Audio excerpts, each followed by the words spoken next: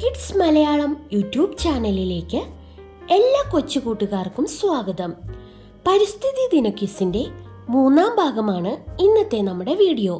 നമ്മുടെ ചാനലിൽ നടക്കുന്ന ഗിവ് അവേയിൽ പങ്കെടുക്കാനുള്ള അവസാന തീയതി 22-ാം തീയതിയാണെന്ന് ഓർമ്മിപ്പിക്കുന്നു. അപ്പോൾ നമുക്ക് നേരെ വീഡിയോയിലേക്ക് പോയാലോ. പ്രകൃതിയിൽ കാണപ്പെടുന്ന ജലത്തിൻ്റെ ഏറ്റവും ശുദ്ധമായ രൂപം ഏതാണ്? മഴവെള്ളം.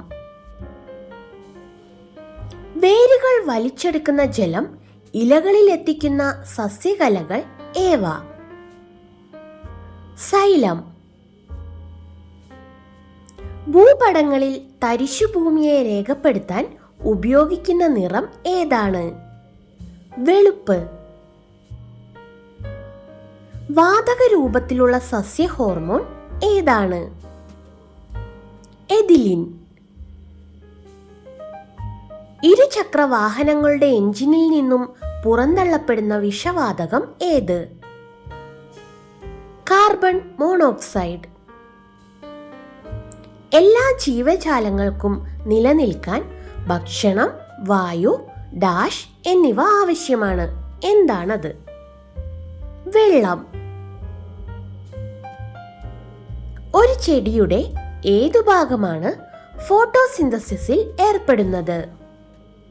ഇലകൾ. സസ്യങ്ങൾ ശ്വസിക്കാറുണ്ടോ? എന്താണ് നിങ്ങൾക്ക് തോന്നുന്നത്? സസ്യങ്ങൾ ശ്വസിക്കാറുണ്ട്. ഭൂമിയോട് ഏറ്റവും അടുത്തുള്ള അന്തരീക്ഷ പാളിയുടെ പേര് എന്താണ്? ട്രോപ്പോസ്ഫിയർ. സപ്രോഫൈറ്റുകൾ എന്നാൽ എന്താണ്? ചത്തതോ അഴുകിയതോ ആയ ജൈവ വസ്തുക്കൾ ഭക്ഷിക്കുന്ന ജീവികളാണവ. മനുഷ്യർക്ക് സുരക്ഷിതമായ ശബ്ദ തീവ്രത എത്രയാണ്? 80 ഡെസിബൽ വരെ. പ്ലവകങ്ങൾ എന്താണ്? വെള്ളത്തിൽ വസിക്കുന്ന വളരെ ചെറിയ സസ്യങ്ങളും മൃഗങ്ങളും. വനനശീകരണം തടയുന്നത് എന്തിനെ സഹായിക്കുന്നു? മണ്ണൊലിപ്പ് തടയുവാൻ. വനവിസ്തൃതി വർദ്ധിപ്പിക്കാൻ വ്യാപകമായി മരങ്ങൾ നട്ടുപിടിപ്പിക്കുന്നതിനെ എന്താണ് വിളിക്കുന്നത്? വനവൽക്കരണം. അസംസ്കൃത വസ്തുക്കൾ വീണ്ടെടുക്കുകയും പുതിയ ഉൽപ്പന്നങ്ങൾ സൃഷ്ടിക്കുന്നതിനായി അവ വീണ്ടും ഉപയോഗിക്കുകയും ചെയ്യുന്ന പ്രക്രിയയെ എന്താണ് വിളിക്കുന്നത്?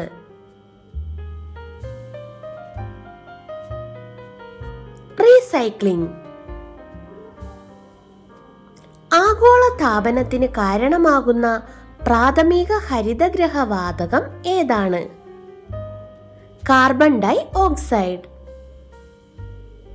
ഭൂമിയിലെ ഏറ്റവും വലിയ പവിഴപ്പുറ്റുകളുടെ ആവാസ വ്യവസ്ഥ ഏതാണ്? Great Barrier Reef. ഏത് അന്താരാഷ്ട്ര സംഘടനയാണ് പ്രകൃതി സംരക്ഷണത്തിനായി പ്രവർത്തിക്കുന്നത്? WWF, World Wildlife Fund. ഇന്ത്യയിൽ സ്വച്ഛ് ഭാരത് പദ്ധതിക്ക് തുടക്കം കുറിച്ചത് എന്നാണ്? 2014 ഒക്ടോബർ 2. ഒരു പ്ലാസ്റ്റിക് ബാഗ് വിഘടിക്കാൻ ഏകദേശം എത്ര വർഷം എടുക്കും? 1000 വർഷം വരെ. ഇക്കോളജി എന്ന വാക്ക് ആദ്യമായി ഉപയോഗിച്ചതാര്? ഏണസ്റ്റ് ഹേക്കൻ. സാലവൃക്ഷങ്ങൾക്ക് പേരുകേട്ട ദേശീയോദ്യാനം ഏത്? ദുംഗ്വ ദേശീയോദ്യാനം, ഉത്തരാഖണ്ഡ്. കേരളത്തിൽ ഏറ്റവും കൂടുതൽ വനഭൂമിയുള്ള ജില്ല ഏതാണ്? ഇടുക്കി. കേരളത്തിൽ ഏറ്റവും കുറവ് വനഭൂമിയുള്ള ജില്ല ഏത്? ആലപ്പുഴ. പരിസ്ഥിതി കമാൻഡോകൾ എന്ന് വിശേഷിപ്പിക്കപ്പെടുന്ന ലോക പരിസ്ഥിതി സംഘടന ഏതാണ്? Green peas. പരിസ്ഥിതി പ്രസ്ഥാനങ്ങളുടെ മാതാവ് എന്നറിയപ്പെടുന്ന പ്രസ്ഥാനം ഏത്? ചിപ്കോ പ്രസ്ഥാനം. ചിപ്കോ പ്രസ്ഥാനത്തിന്റെ ഉപജ്ഞാതാവ് ആര്? സുന്ദർലാൽ ബഹുഗുണ. പൊതുജന പങ്കാളിത്തത്തോടെ സംരക്ഷിക്കപ്പെടുന്ന പ്രദേശങ്ങൾ അറിയപ്പെടുന്നത് ഏതു പേരിലാണ്?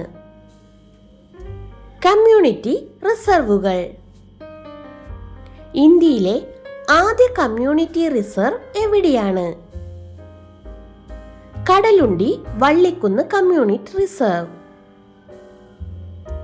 ലോകത്തിലെ ആദ്യത്തെ നാഷണൽ പാർക്ക് ഏതാണ്? Yellowstone national park, America. ഇന്ത്യയിലെ ആദ്യത്തെ നാഷണൽ പാർക്ക് ഏതാണ്? Jim Corbett national park, Uttarakhand.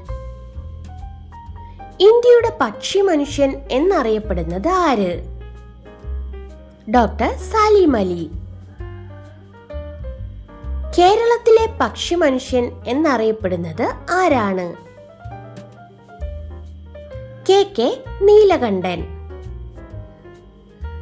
കേരളത്തിൽ കണ്ടൽക്കാടുകൾ ഏറ്റവും കുറവുള്ള ജില്ല ഏത്? കൊല്ലം. നീല പതാക സർട്ടിഫിക്കറ്റ് എന്തുമായി ബന്ധപ്പെട്ടിരിക്കുന്നു? ബീച്ചുകളുടെ ഗുണനിലവാരം. കേരളത്തിലെ ആദ്യ പരിസ്ഥിതി മാസിക ഏതാണ്? മൈന. സൈലന്റ് വാലി ദേശീയോദ്യാനം ഉദ്ഘാടനം ചെയ്ത പ്രധാനമന്ത്രി ആരാണ്? രാജീവ് ഗാന്ധി. കേരളത്തിലെ മഴനിഴൽ പ്രദേശം എന്നറിയപ്പെടുന്നത് എവിടെയാണ്? ചിന്നാർ. കാടെവിടെ മക്കളെ മേടെവിടെ മക്കളെ, ആരുടേതാണ് ഈ വരികൾ? അയ്യപ്പ പണിക്കർ. വിദ്യാഭ്യാസ ചാനലായ വിക്ടേഴ്സിലൂടെ സംപ്രേഷണം ചെയ്യുന്ന കാർഷിക പരിപാടി ഏതാണ്? നൂറുമേനി. ഗ്രീൻ പീസ് എന്ന പരിസ്ഥിതി സംഘടന രൂപം കൊണ്ടത് ഏത് രാജ്യത്താണ്? കാനഡ. നമ്മുടെ ഗിവവേയിൽ പങ്കെടുക്കുന്നവർക്കായിട്ട് വീഡിയോസിന്റെ അവസാനം നമ്മൾ ഒരു ബോണസ് ക്വസ്റ്റ്യൻ ചോദിക്കാറുണ്ട്. കഴിഞ്ഞ ദിവസത്തെ നമ്മുടെ ബോണസ് ക്വസ്റ്റ്യൻ ഇതായിരുന്നു: കേരളത്തിലെ ആദ്യത്തെ പുകയില വിമുക്ത ഗ്രാമം ഏത് എന്നായിരുന്നു ക്വസ്റ്റ്യൻ. ശരിയായിട്ടുള്ള ആൻസർ കൂളിമാട്, കോഴിക്കോട്. ഉത്തരം പറഞ്ഞിരിക്കുന്നത് അലൻ ജോൺ ആണ്. Congratulations Alan. തുടർന്നും വീഡിയോസ് കാണുക. അപ്പോൾ നമുക്ക് ഇന്നത്തെ ബോണസ് ക്വസ്റ്റ്യൻ നോക്കിയാലോ?